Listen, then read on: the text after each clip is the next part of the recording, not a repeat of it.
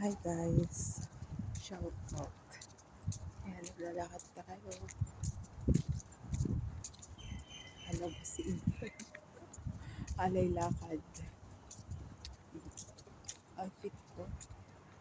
Para akong pasok sa wala lang. Naglalakad-lakad.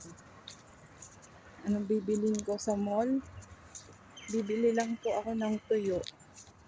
Saka alamang. Ayan, please. Naglalakad ako ngayon.